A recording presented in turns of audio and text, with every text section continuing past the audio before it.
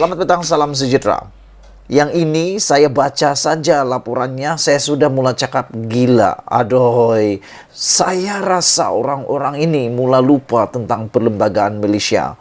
Perlembagaan Malaysia menulis kepercayaan kepada Tuhan, kesetiaan kepada raja dan negara. Sebelum saya teruskan ulasan ini, sebelum saya teruskan kenapa saya cakap macam itu, saya mau kongsi dengan kamu semua. 5 perkara yang tak boleh diubah oleh 222 ahli parlimen ataupun Dewan Rakyat, walaupun diundi 222 orang, tetapi tidak dapat diluluskan kecuali mendapat persetujuan raja-raja, ialah nombor 2, hak istimewa raja-raja Melayu. Saudara-saudara sekalian, bercakap tentang hak istimewa raja-raja Melayu, pelantikan Datuk Seri Anwar Ibrahim sebagai Perdana Menteri baru-baru ini, itu juga salah satu daripada hak istimewa Majlis Raja-Raja dan telah bersidang untuk menentukan keabsahan Anwar Ibrahim. Namun demikian, masih lagi beberapa orang ini yang dianggap cuba mempertikaikan keputusan Majlis Raja-Raja. Salah satunya kemarin bercakap tentang perkara ini melibatkan Hadi Awang. Beliau mengaitkan perkara tersebut dengan perlawanan bola sepak. Dalilnya kali ini dalil bola sepak pula. Tapi ada netizen kata ada satu perkara yang dilupakan oleh Hadi Awang, yaitu VAR, teknologi terkini VAR. Mungkin yang itu Hadi lupa bila dia berikan persamaan dengan perlawanan bola sepak Piala Dunia dengan pemilihan Anwar Ibrahim. Tak tahulah apa jadi dengan dorang nih. Tapi yang lebih menarik hari ini, selain daripada Hadi, itu kita tinggalkan dulu sebab aku dah ulas tentang itu. Saya sudah ulas tentang itu. Saya nak ulas pula tentang laporan ini daripada berita harian online, menulis Azam hina Agong tohmah kerajaan sekarang sebagai kerajaan zina. Apa punya orang berani cakap begini? Tapi kita nak ulas juga lah. Kita mau tengok dulu apa yang diceritakan daripada laporan ini. Aku bacakan kepada kamu semua. Calon Perikatan Nasional PN bagi kerusi Parlimen Padang Serai, Datuk Azman Nasruddin, digesa membuat permohonan maaf selepas membuat kenyataan kononnya kerajaan yang dibentuk ketika ini adalah kerajaan zina. Belum menang lagi, baru jadi calon pilihan raya Parlimen untuk Perikatan Nasional di Parlimen Padang Serai yang akan diadakan tak lama lagi. Belum menang, baru kempen sudah cakap kerajaan sekarang adalah kerajaan zina. Calon Pakatan Harapan PH Dr. Muhammad Sofi Razak berkata, kenyataan Azman itu tidak wajar dan dilihat sebagai menghina yang di-Pertuan Agong Sultan Abdullah Riyatuddin Al-Mustafa Billah Shah. Semua orang tahu kerajaan perpaduan dicadangkan Al-Sultan Abdullah. Jadi, sangat tidak wajar beliau mengeluarkan kenyataan sebegitu. Ini seperti menghina baginda, kata beliau. Saya menggesa beliau memohon maaf di atas kenyataan berniat jahat dan mempunyai implikasi negatif itu, katanya ketika ditemui selepas Majlis Kenduri Kesyukuran PH di Padang Serai di sini hari ini.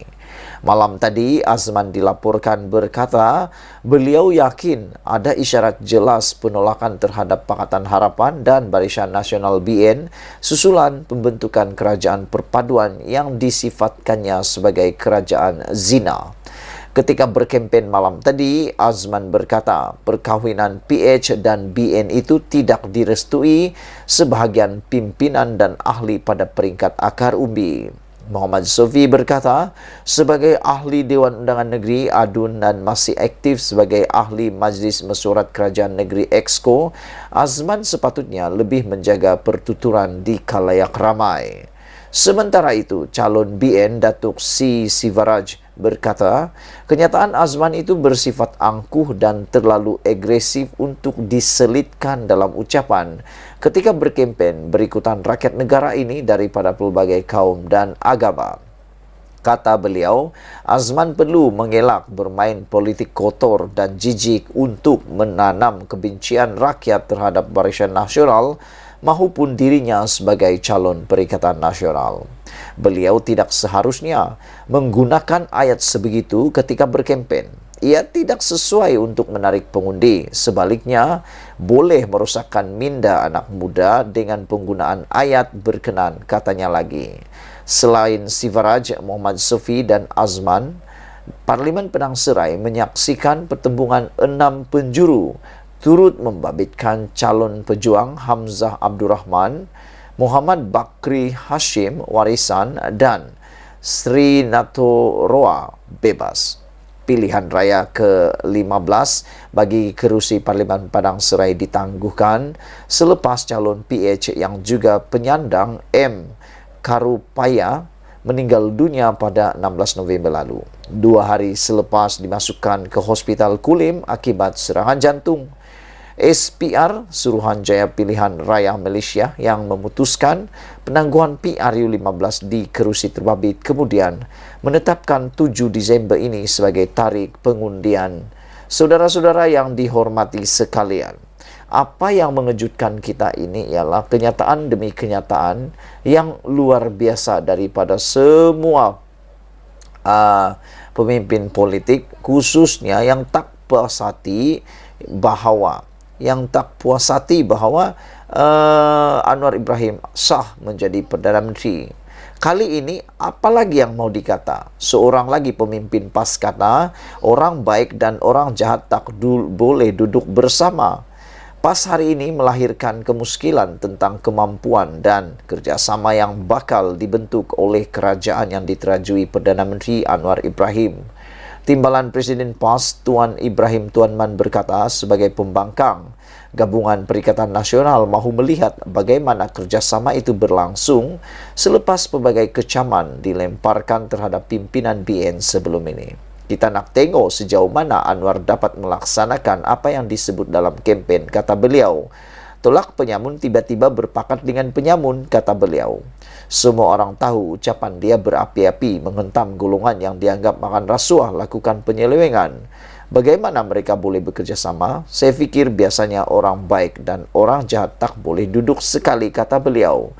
Jadi kita nak tengok dan bagi kami itu keputusan dan kita sedia jadi pembangkang, kata Tuan Ibrahim ketika ditemui pada Majlis Syukur PAS Kubang Krian di Pasir Tumbuh, Kota Bahru hari ini.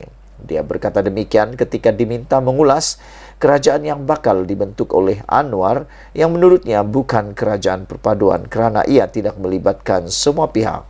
Yang aku hairan, yang saya hairan, mereka masih lagi menjadikan naratif semua parti tidak terlibat. Ialah, siapa suruh kamu tak masuk kerajaan perpaduan tersebut? Itulah yang menjadi tanda tanya kita semua. Sekian dulu untuk kali ini. Malaysia kita punya, kita jaga sama-sama. Jangan lupa tekan butang subscribe. Bye-bye.